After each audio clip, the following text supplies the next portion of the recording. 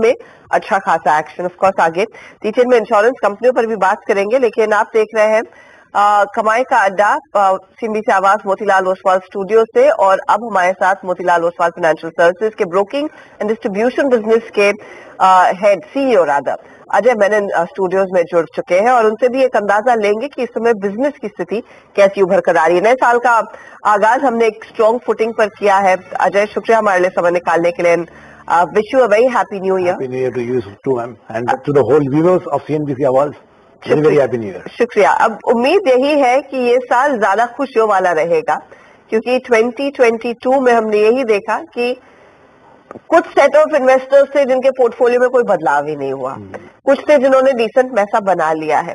जब आप लोग अपने क्लाइंट बेस से बात करते हैं 23 को लेकर, पैसे की कमिटमेंट के लिहाज से, इक्विटीज में और भरोसे के लिहाज से क्या फीलर्स मिल रहे हैं?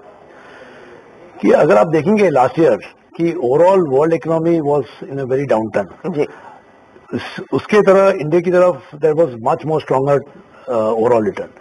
सो यही ट्रेंड आगे जाने के लिए I think we are well poised, we are very much aligned with the overall against the global economy.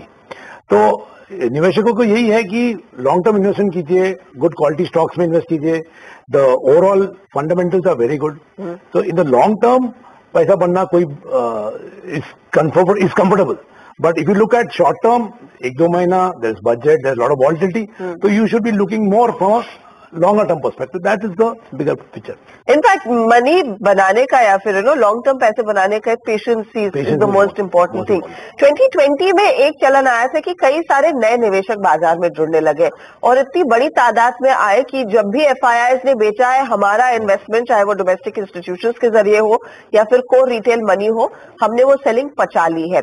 Will this trend continue आपको लग रहा है 23 में? क्योंकि इस बीच ये भी हुआ है कि रेट्स बढ़े हैं, तो आपको बैंक भी अच्छा खासा एफडी में पैसा बनता दिखाई दे रहा है, जो पिछले 2-3 सालों में नहीं हो रहा था। अब इस साइकिल में जब आप रिटेल निवेशकों से बात करते हैं, सेंस क्या है? क्या इक्विटी को लेकर जो एक्सूबरेंस था वो अब भी कायम है? सबसे अच्छी बात यही है कि रिटेल इन्वेस्टर ये सब वॉलिटिलिटी में साथ में रहा है, और अगर आप एसआईपी म्यूचुअल फंड का फ्लो देखेंगे 13,000-14,000 करोड़ मंथ ऑन मंथ अभी भी आ रहा है in spite of all the volatility. So ये और स्ट्रॉन्ग और स्ट्रेंथ दिख रहा है मार्केट में कि ये पैसा किधर जाएगा नहीं। पर इंटरेस्ट रेट बढ़ा है, देयर श्योरली 1.5-2% का इंटरेस्ट रेट का राइज आया है, but it might have a short term impact, but long term the money is still coming. And मेरे को नहीं लगता है कि इक्विटी से आज की तारीख में जो म्यूचुअल फंड का जो कैंपेन है और जो इन्वेस्टर्स को जो समझ है मार्केट के बारे में कि लॉन्ग टर्म में इक्विटी में ही पैसा बनता है ऑन अ सस्टेन बेसिस, तो वो पैसा जरूर आना है, और भी बहुत आना है। आज की तारीख में still we are just 4% of money coming into the overall market, so there is still huge scope. अच्छा, आप लॉन्ग टर्म बोलते रहे अजय जी, लेकिन ये जो नए निवेशक आए हैं सिर्फ 2 साल हुए उनके मार्केट में, so they have not really seen the big cycle. They have seen a very good cycle of 2022 and a little bit of pain in 2020 and 2022। अब यहाँ पर आपको लग रहा है इनमें क्षमता है लंबे अवधि तक बने रहने की, या फिर आपको ज्यादा एजुकेट करने की जरूरत होती है? ये कंटिन्यूस जर्नी है। हाँ।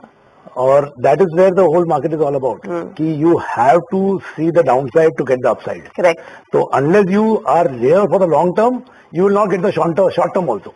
तो I think that is where investors have understood, because 2020 के बाद जो इन्वेस्टर्स आए हैं, जो कंटिन्यूसली आ रहे हैं, और आज की तारीख में मंथ ऑन मंथ जो इन्वेस्टर्स की तादाद देखी हमने, तो हमको लगता है कि this is a very different trend and the retail is going to be very different and in a long term perspective in the market. तो किस तरह का क्लाइंट एडिशन रफली आप देख रहे हैं इस समय? रिटेल कोर रिटेल क्लाइंट कितना इंटरेस्टेड है इस समय पैसे लगाने के लिए? जो आज की तारीख में मंथ ऑन मंथ अगर आप देखेंगे तो 18 लाख निवेशक आ रहे हैं मार्केट में नया।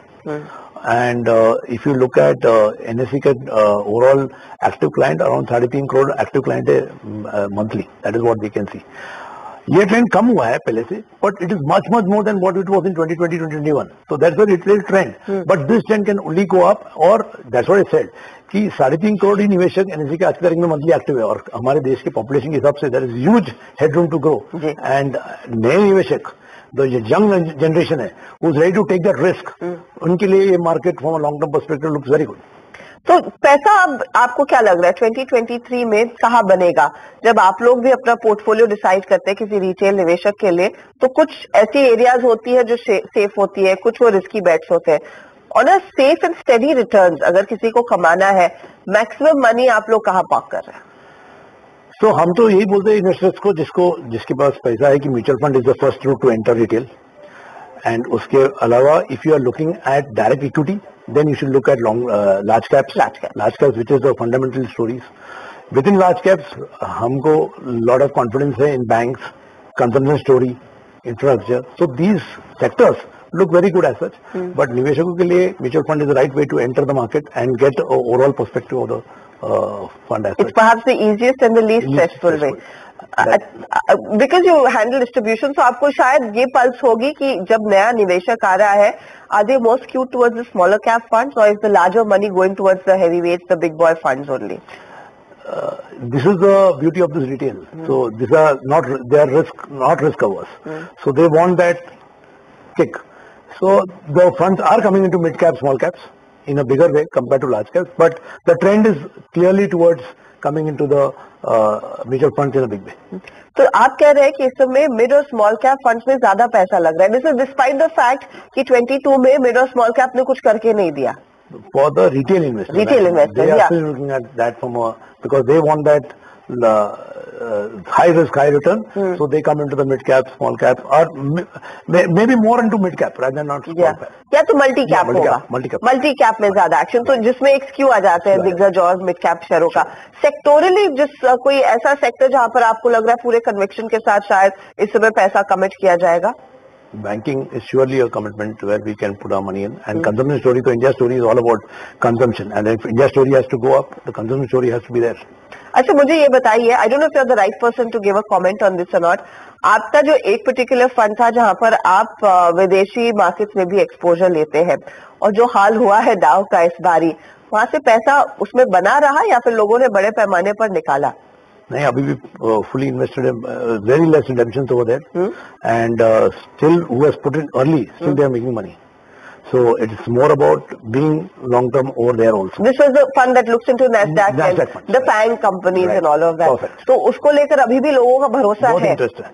और कितने आपको लग रहा है रफली यहाँ पर बाउंस की उम्मीद करें, because that's been the worst hit sector globally, right? आपके सारे फैंग स्टॉक्स, तो वहां पर एक्सपेक्टेशन के लिहाज से कुछ आप लोगों का ये है कि 2023 में किस तरह के रिटर्न्स बनते हुए दिखाई देंगे, और it's going to be another somber year?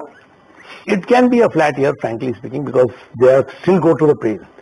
So the pain is still there. So हमको लगता है कि one more year can be a very much somber year, and then they can look at the bigger term. But this is the right time to start off if you are not yet invested. Other way around to look at it. किस fund में सबसे ज्यादा पैसे इस समय आ रहे हैं आपके लिए? Is there a hot fund that Motilal का सबसे ज्यादा ये चलता है? जैसे कुछ दूसरी स्कीम्स होती है जिसमें एक पर्टिकुलर फंड सबसे ज्यादा चलता है. The mid cap fund, that's what I said. The mid cap fund is doing well and money is coming there. Right, that's the whole thing. Mr. Manin, I'll take your leave. Thank you very much for taking time out. So mid cap और small cap वीरो, आपने एक gist समझ ही लिया है. भले ही पिछले साल कई सारे लोग रो रहे थे कि देखिए हमारा पोर्टफोलियो वही का वही है, निफ्टी ने एक हाई बनाया, लेकिन उसके बावजूद अच्छे खासे रिटर्न्स हमारे पोर्टफोलियो के नहीं बने.